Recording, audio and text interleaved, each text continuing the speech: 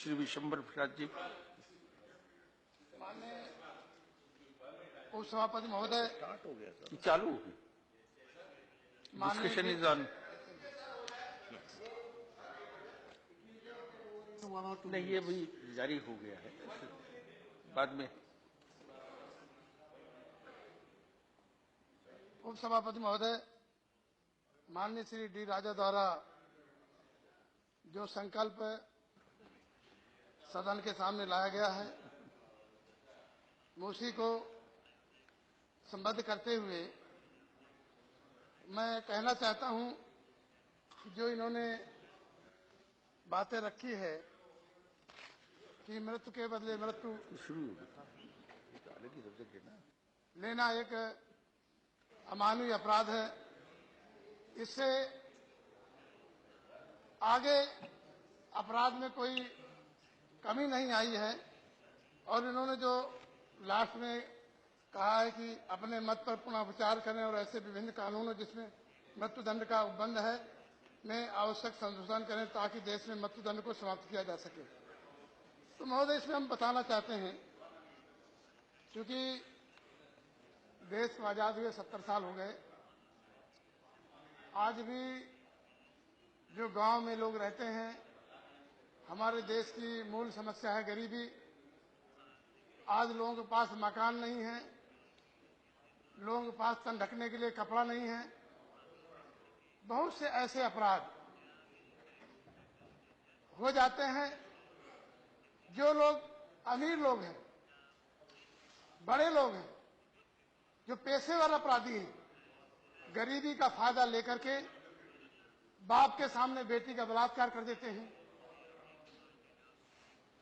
उसकी पत्नी या उसके बेटे की हत्या कर देते हैं। तो बचाव में या प्रतिशोध में हत्या उसकी भी हो जाती है। तो पता चलता है कि फिल्मी स्टाइल में जिसकी हत्या हुई, जिसका बेटा मारा गया, जिसकी पत्नी मारी गई, जिसकी बेटी के साथ बलात्कार हुआ, उसको उल्टा जेल भेज दिया जाता है और उसके पास पैसा नहीं होता। इसलिए वो हाई कोर्ट में, सुप्रीम कोर्ट में बड़ा वकील नहीं खड़ा कर सकता। उसी को उल्टे फांसी की सजा दे दी जाती है। जो दोषी लोग हैं वो बच जाते हैं। आज हम देख रहे हैं, देश के जितने बड़े संगठित अपराध करने वाले, चाहे आर्थिक अपराध करने वाले लोग हों, चाहे जिसमें मृत्युदंड है, आजीवन कारावास है, ऐसे अपराध करने वाले लोग मुकदमा लिखे जाने के तुरंत बाद या तो उनको 1 सप्ताह के अंदर बेल हो जाती है या उनको कुछ दिन बाद बेल हो जाती है। तो लेकिन जो आदमी, जो गरीब आदमी निर्दोष है, जो नहीं जानता, जिसके पास रहने के लिए घर नहीं है 70 साल बाद, तन में ढकने के लिए कपड़ा नहीं है, उसके पास पैसा नहीं वकील करने का, क्योंकि आज देश के बड़े बड़े वकील, उनकी इतनी फीस है कि गरीब आदमी सुप्रीम कोर्ट नहीं जा सकता है, उसके खिलाफ अपील नहीं कर सकता है, सेशन कोर्ट के अगेंस्ट हाई कोर्ट में अपील नहीं कर सकता है। इसलिए तमाम बातों को हम देखते हुए ये जो डी राजा जी संकल्प लाए हैं बहुत अच्छा है। इसमें सुधार की आवश्यकता है। हम समझते हैं कि जो जेलें हैं वहां बहुत पुराना अंग्रेजों के जमाने का कानून है। आज मानव अधिकारों का उल्लंघन होता है। वहां पर जो पैसे वाला अमीर व्यक्ति है, अगर अपराध करके या फांसी की सजा भी उसको हो गई तो घर से ज्यादा सुविधा जेलों में पा रहा है। इस पे विचार करने की जरूरत है माननीय मंत्री जी। इसलिए वहां पर न तो जो जेलें हैं, जितने हमारे बंदी हैं, कैदी हैं, क्षमता के अनुरूप आपके पास पर्याप्त जेलें नहीं हैं। सुनवाई के लिए न्यायालयों में समय नहीं उनके पास। पता चला निर्दोष आदमी 10-10 साल 15-15 साल तक बेकसूर सजा काट रहा है, न्यायालय अदालतें सुन नहीं रही हैं, तो इस पर विचार करने की आवश्यकता है। हम समझते हैं कि तमाम लोग जो बीमार हैं या 70 साल से अधिक उम्र हो गई है, जेल में बंद है, ऐसे लोगों पे जो वैसे तो 20 साल का आजीवन कारावास माना गया है, तो जो बीमार हैं, 70 बूढ़े हैं, आपके पास जेलों में दवा का इंतजाम नहीं है, इलाज करने का इंतजाम नहीं है, तो ऐसे लोगों के लिए कानून बनाना चाहिए, उनको जेल से रिहा करने का इंतजाम करना चाहिए, जिससे कि वो अपने परिवार के बीच आ जाएं या बाहर के अस्पताल में आ जाएं, जो सरकारी अस्पताल में उनका इलाज हो सके। मानो मुझे एक बीरबल अकबर की कहानी याद आती है कि एक अकबर के राज में एक चोर पकड़ा गया, उसे फांसी की सजा हो गई। तो उसने कहा कि फांसी सजा देने लगे कि भाई तुम्हारी अंतिम इच्छा क्या है? उसने कहा कि भाई मैं राजा को बताऊंगा। कहा नहीं, बता दो। ये हुआ कि चलो भाई अंतिम इच्छा पूरी करना है, राजा के सामने पेश किया गया। तो उसने कहा साहब मैं सोने की खेती करना जानता हूं, अगर मुझे फांसी सजा दे देंगे तो सोने की खेती जो है कौन करेगा? कहा अच्छी बात है, ठीक है भाई, अगर सोने की खेती करना जानता है इसको चलिए जैसा जैसा कहे उसे कर दिया जाए। उसने सोने के सरसों के बराबर जो है सोने के टुकड़े कराए, बढ़िया खेती बनाई और 2-4 महीने ऐसे समय काटता रहा। जब बुआई के समय आया तो उसने कहा भाई बताओ बुआई करो। तो उसने कहा साहब ये बुआई वही आदमी कर सकता है, क्योंकि जब ये सोना तभी जमेगा जिसने कभी कोई अपराध न किया हो, कोई किसी अपराध में वांछित ना हो। ऐसा आदमी, मैं तो चोर ठहरा, मैंने तो चोरी की है, मैं बोऊंगा तो मेरे बोने से ये सोना जमेगा नहीं। ये हुआ भाई तलाश किया जाए, मंत्रियों को देखा जाए, मंत्रियों से पूछा गया, किसी ने कहा मैंने कुछ किया है, मैंने घर में चोरी किया, भाई चोरी किया, सब सारे के सारे चोर निकले। फिर पता चला राजा से कहा गया, अकबर के यहाँ बात गई तो उन्होंने कहा हमने बचपन में चोरी की।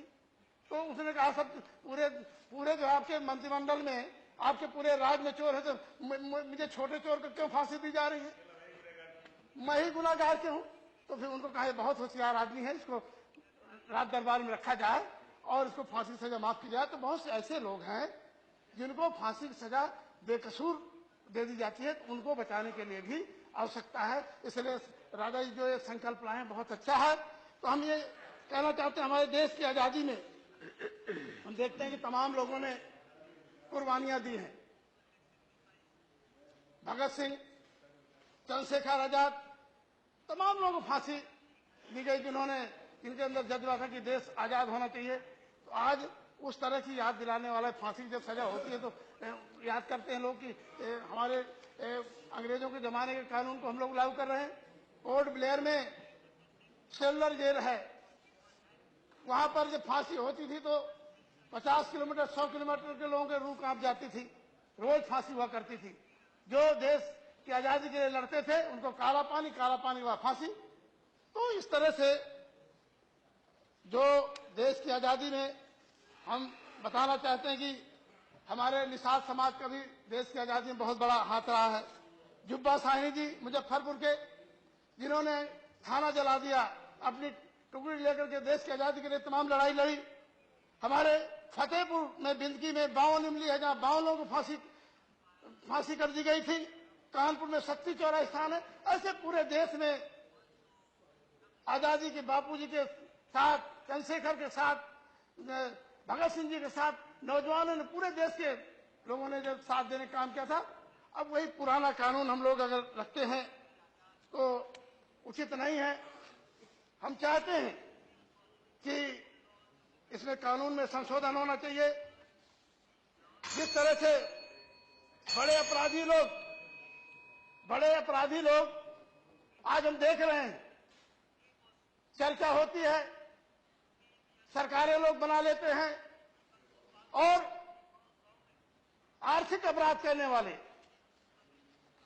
और मृत्युदंड जैसा अपराध करने वाले लोगों को, उनको सजा माफ कराने के लिए बड़े बड़े असरदार लोग खड़े हो जाते हैं।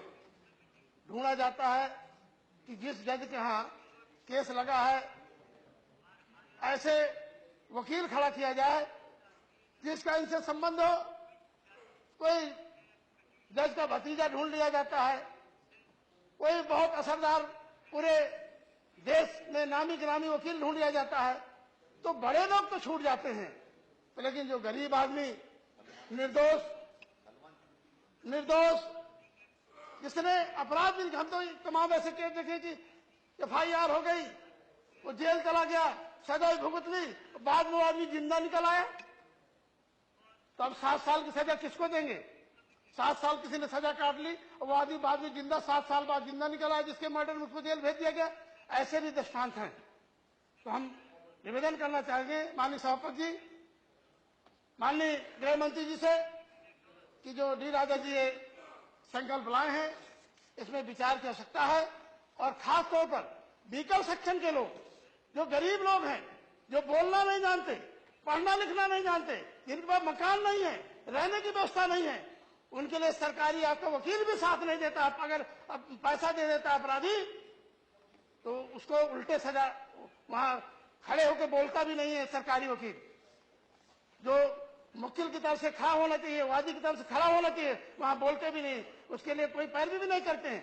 तो हम कहना चाहते हैं कि ऐसे गरीबों के लिए, जो माइनॉरिटी के लोग हैं, आदिवासी लोग हैं, गरीब लोग हैं, इनके लिए भी सोचना चाहिए, कानून में संशोधन करना चाहिए कि फांसी जैसे एक कानून में बदलाव लाना चाहिए। उसके लिए जो सजा के तमाम प्रावधान है, और जो 20 साल से लोग जेलों में बंद हैं, बूढ़े हैं, बुजुर्ग हैं, हमारी तमाम गरीब महिलाएं हैं, वृद्ध हो गई, मर रही हैं जेलों में, उनके लिए रिहाई का इंतजाम किया जाना चाहिए। इस संकल्प के माध्यम से बात करना चाहता हूँ। धन्यवाद।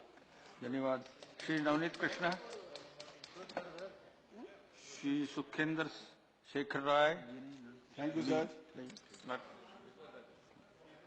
अभी बीच में नहीं बोलेंगे।